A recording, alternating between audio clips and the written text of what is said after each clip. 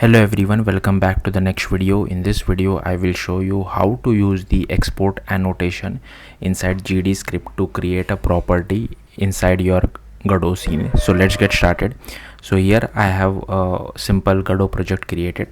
I'll just create one 2D scene by clicking on it. I'll just do Command S to save it. You can name it whatever you feel like. I'll attach one script to this, and here inside this particular script, if I go to this node 2D, here you can see we have all these properties, but suppose I want to add one more property, like it can be anything. Like basically we will be using variable, but the data type of the variable can be anything.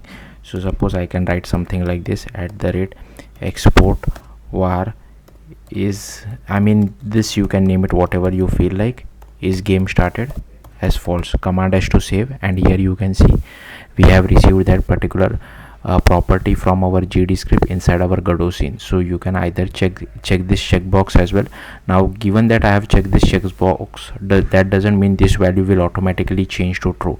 In the script it is false, but whatever you have set inside this precedence or inside your Godot scene, that will take the precedence. So suppose I'll just add over here, if is game started, then I'll just do a print statement.